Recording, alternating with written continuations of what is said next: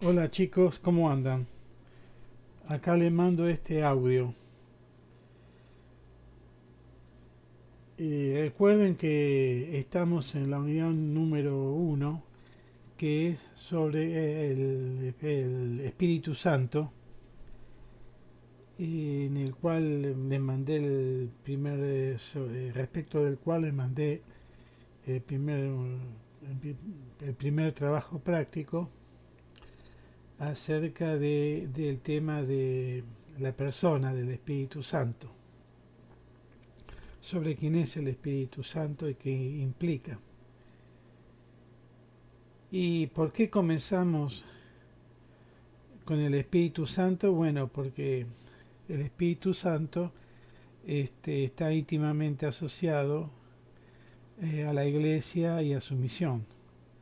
El Espíritu Santo es enviado por Jesús a la iglesia para que la iglesia, a través de los sacramentos, eh, santifique, humanice, ¿no es cierto?, a los hombres. Y en este sentido es el Espíritu Santo el que actúa en cada sacramento y en toda la vida de la iglesia.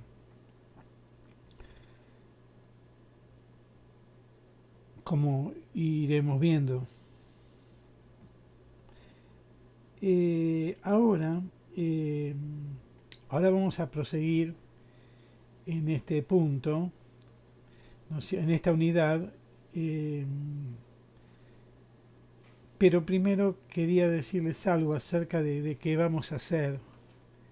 Yo voy a ir entonces desarrollando el audio y ustedes van a ir anotando las palabras claves o importantes. Es decir, por eso estén atentos al audio. Entonces ustedes van a anotar las palabras claves o las más importantes y cuando yo finalice el audio, ustedes me van a enviar a través del foro supongo que se puede mandar al mismo lugar, al mismo sitio ahí donde dice la página virtual, ¿no? Donde dice tema uno, me lo mandan ahí, me mandan, escriben si las palabras clave que ustedes tienen anotadas, las van anotando en su computadora. Por eso hablan, obviamente ya van a estar abierta la página virtual y vayan anotando, tal vez en otra hoja o algún otro sistema, las palabras clave o importante y luego me la mandan a este mismo sitio o por medio del foro, de modo que quede patentizada, visible su presencia del curso y así se pueda también visualizar desde el punto de vista administrativo la presencia de ustedes. Bueno, ahora entonces vamos a comenzar por el siguiente punto de la unidad 1, que es el Espíritu Santo a través del Antiguo Testamento, en el Nuevo Testamento finalmente el Espíritu Santo en el tiempo de la Iglesia. Entonces, como dije recién, el Espíritu Santo en el Antiguo Testamento. ¿Y dónde lo vemos? Bueno, lo vemos en forma general en la creación y en los profetas. En la creación, recordemos en el Génesis, cuando los primeros artículos, o el primer artículo hace referencia que el espíritu de Yahvé se cernía sobre las aguas. Es decir, esto luego se revelará que es el Espíritu Santo. Se revelará en el Nuevo Testamento que es el Espíritu Santo. En este sentido, siempre el Espíritu Santo está ligado a la acción creadora y vivificadora de Dios. Por eso dice, bueno, el Espíritu Santo se cernía sobre las aguas. En tercer lugar, el Espíritu Santo lo encontramos en el Antiguo Testamento en el autor sagrado. ¿no es cierto?, que escribe la Biblia. ¿Por qué? Bueno, recordemos, primer año, ¿no? Que si bien las Sagradas Escrituras están escritas por autores humanos sagrados, ¿por qué son sagrados? Bueno, porque están inspirados por el Espíritu Santo y por eso es palabra de Dios. Así que lo encontramos ya al Espíritu Santo inspirando intelectual y volitivamente al autor humano, de modo que éste se convierte justamente en un autor sagrado. En cuarto lugar, lo encontramos, como decíamos, en los profetas. Justamente ellos, los profetas, recordemos, son los que hablan en nombre de Dios. El profeta quiere decir que habla por otro o en nombre de otro. En este caso, en la Biblia, el profeta es el que habla en nombre de Dios. Y ellos están inspirados por el Espíritu Santo. En este caso, para una misión. En este sentido era no solo para enseñar a Israel con su autoridad inspirada, sino también para, como sabemos, anunciar la venida del Mesías, quien justamente va a ser el ungido por el Espíritu Santo de forma permanente y que además tendrá la cualidad, el poder de comunicarlo a, a los hombres.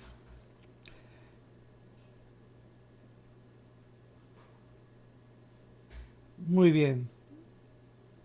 En este sentido, entonces, este Mesías es el Mesías que va a dar cumplimiento, como sabemos, a la plenitud de la revelación divina. Muy bien, esto en lo que hace el Antiguo Testamento. Luego tenemos la presencia del Espíritu Santo en el Nuevo Testamento. Y en primer lugar lo encontramos en María.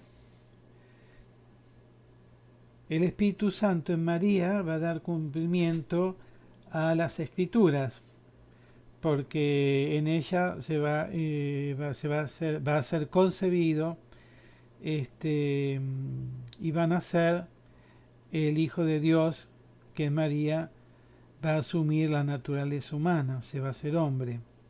Y ella es precisamente, como lo menciona el ángel, la llena de gracia.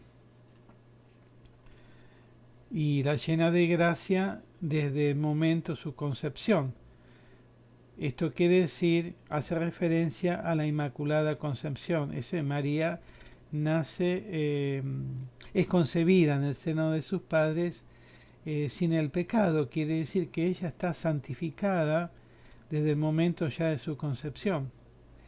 Luego, justamente por la acción del Espíritu Santo, ella es concebida y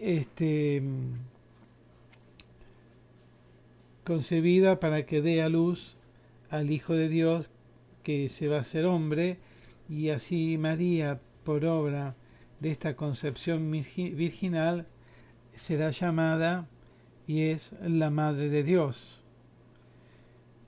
Madre de Cristo también, y Madre del Cristo total, en el sentido que es Madre del cuerpo de Cristo, que es la Iglesia. Es decir, Madre del cuerpo de Cristo, de su cabeza, que es Cristo, y también de sus miembros. Por eso María es proclamada, y es otro de sus títulos, Madre de Dios, pero también Madre de la Iglesia. Y también el Espíritu Santo se hará presente en ella junto con todos los apóstoles, cuando ella con ellos, junto con los apóstoles, estará reunida, ¿no es cierto?, esperando la venida del Espíritu Santo. Así que también ella recibirá esta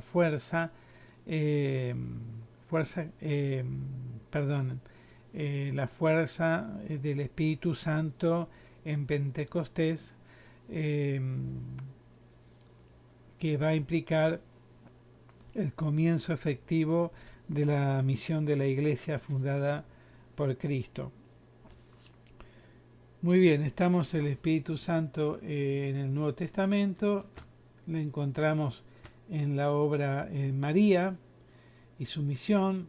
También lo vamos a encontrar en donde, en San Juan el Bautista. Y ahí tenemos, como ustedes podrán apreciar, en el Catic, la obra del Espíritu Santo en el Juan el Bautista. Es decir, bajo la acción del Espíritu Santo, el Bautista, que es el último de los profetas del Antiguo Testamento, pero que eh, entra dentro ya del Nuevo Testamento, bajo la acción del Espíritu Santo, va a preparar al pueblo de Israel lo va a preparar espiritualmente para la venida del Salvador. Por eso que Juan anuncia, ¿no es cierto?, que el pueblo se arrepienta de sus pecados y se convierta para prepararse dignamente para la venida inminente del Mesías.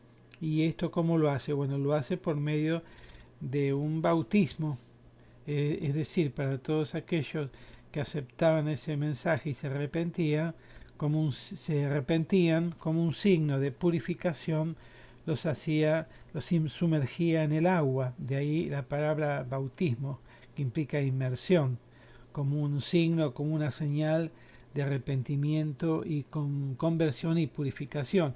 Y justamente en el cual Jesús va a participar y va a ser bautizado por Juan y Bautista. Y recordemos segundo año, ¿no? Este bautismo de Jesús anticipa, ¿no es cierto?, prefigura nuestro bautismo en la iglesia. En ese contexto, Juan, ¿no es cierto?, inspirado por el Espíritu Santo, como dijimos, reconoce a Jesús y confiesa que ese es el Cordero de Dios que quita el pecado del mundo, aquel que iba a venir. Juan dice: yo bautizo en agua, pero el que viene, que es más grande que yo, va a bautizar en espíritu y fuego, señalando que realmente va a ser una renovación tal que implicará, ¿no es cierto?, la liberación del pecado original, la purificación del pecado original y, eh, y el hacer de nosotros una nueva criatura como hijos adoptivos de Dios y participar así de la vida divina. Muy bien, luego tenemos finalmente el Espíritu Santo en Jesús. Y obviamente hay una relación estrecha entre el Espíritu y Jesucristo en su misión en la tierra. Desde el principio Jesús es ungido con el Espíritu Santo, es decir, como hombre, ¿no? Desde su concepción. Es consagrado como Mesías en su humanidad porque es concebido por obra y gracia del Espíritu Santo. Es decir, que desde la encarnación es ungido y consagrado como Mesías en su humanidad. En segundo lugar, lo encontramos a Jesús en su misión o en su vida pública, obrando por el poder del Espíritu Santo. Así, por el poder de Él enseña y por el poder de Él, ¿no es cierto?, realiza milagros. Por eso Jesús le va a decir: si yo a los fariseos o saduceos, si yo realizo este milagro, ¿no es cierto?, es por obra, es por el dedo de Dios y por el poder de Dios. Y el dedo de Dios, justamente ustedes han visto, han escrito que es uno de los símbolos y del Espíritu Santo. También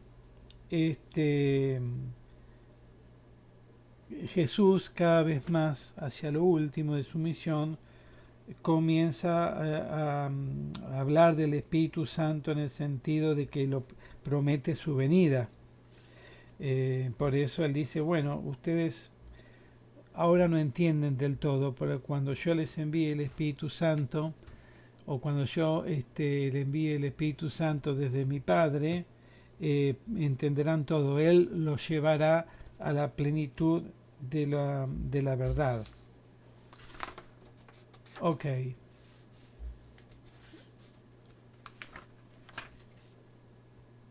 Por último, entendemos, eh, sí, tenemos la acción del Espíritu Santo en el tiempo de la iglesia. Así lo tenemos, digamos, el Espíritu Santo en el Antiguo Testamento. Luego tenemos en el Nuevo Testamento. Y dentro del Nuevo Testamento vemos al Espíritu Santo en Juan el Bautista, al Espíritu Santo en Jesús y finalmente el Espíritu Santo en la iglesia, en el tiempo de la iglesia. Y el Espíritu Santo prometido por Jesús a sus apóstoles, a sus discípulos, en definitiva a su iglesia, se produce esa manifestación del Espíritu Santo en el día de Pentecostés, es decir, Pente, que es 50 días después de la Pascua, Jesús, o sea, de 50 días después, sí, digo bien, de la Pascua en que resucitó, Cristo va a enviar su Espíritu Santo a la iglesia, y así el Espíritu Santo se manifestará como una persona divina, distinta del Padre y del Hijo. Y en definitiva, entonces la Santísima Trinidad queda revelada plenamente. Recordemos en, eh, en, en segundo año, no, en primer año, cuando se vio el tema de la Santísima Trinidad, que Jesús, si bien el Padre comienza a revelarse en el Antiguo Testamento, esa revelación como Padre se planifica con Jesús, ¿sí? Con su Hijo, de modo tal que Jesús, digamos, es el que revela al Padre y a su vez el Espíritu Santo, habíamos visto, es el que revela en forma definitiva, con su presencia y con su acción en el interior del hombre al conjunto de la Santísima Trinidad. Entonces, este Espíritu Santo en Pentecostés es enviado a los apóstoles y a María, como habíamos dicho. Y en definitiva, bueno, a la iglesia. Esto implica el comienzo de la iglesia y de su misión evangelizadora. Es la manifestación pública, teofánica, del comienzo de la iglesia.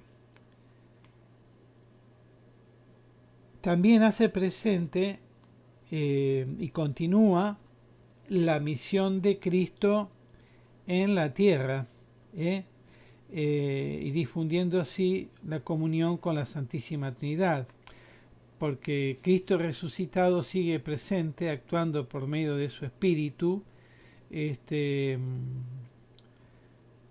comunicando su vida divina y también enseñando, es decir, por eso la iglesia es el Cristo total, es la presencia misma de Jesús en medio de la humanidad, continuando su misión, digamos, pedagógica, anunciando el Evangelio, enseñando y también santificando a los hombres. Y en el sentido de que es de comunicar esta vida divina, se cumple ¿no es cierto? Aunque falta la consumación final, el plan divino, que era hacernos participar por medio de su Hijo en su misma vida divina y eterna, en la vida trinitaria.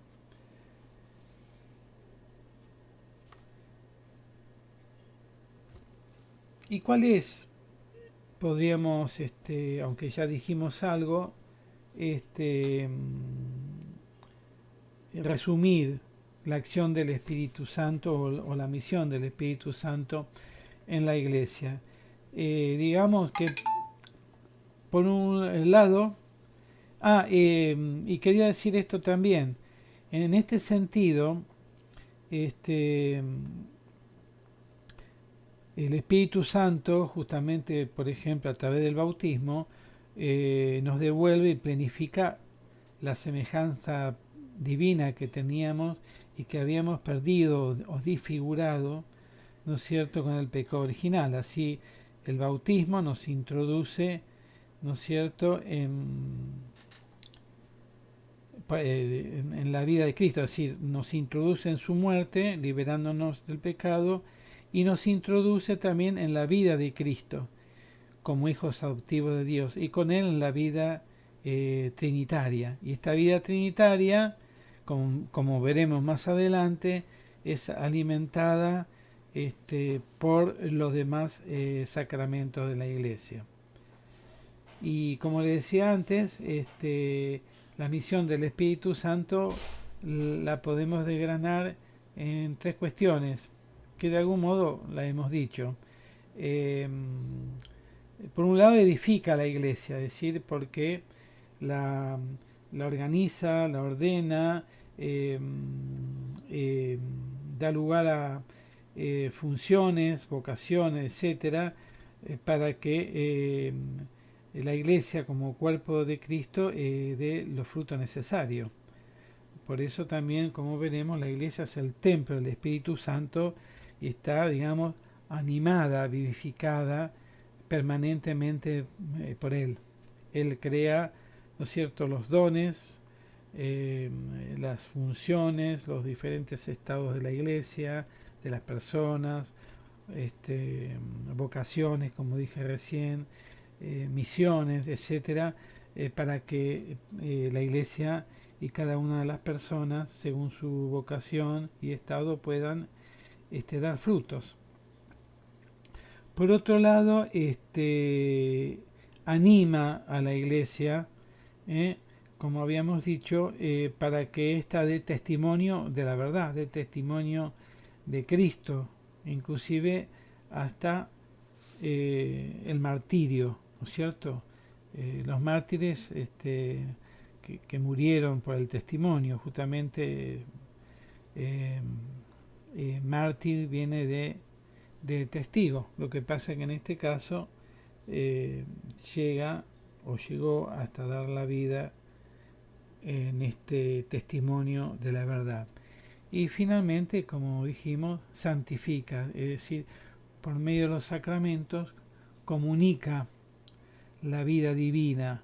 Y esta vida divina también hay que entenderlo en el sentido que eleva, dignifica y humaniza verdaderamente el hombre como imagen y semejanza de Dios que es. Bueno, hasta aquí hemos llegado y ustedes ahora, creo que lo habrán podido hacer, me van a mandar las palabras claves o importantes de lo que yo les he hecho llegar por medio del audio. Les repito, para que de este modo ustedes atestiguen su presencia en esta clase virtual y quede también registrado de un modo administrativo. Cualquier casita, si ustedes quieren, por otro lado, preguntarme algo, lo pueden hacer en este momento por medio del foro. ¿Qué más? Y sí, les ruego que me manden estas palabras claves o importantes que yo les he hecho llegar. Nos veremos entonces Nos veremos. Creo que no nos vamos a ver, sino que nos veremos entre comillas por este medio, ya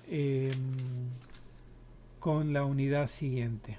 Bueno, nos vemos.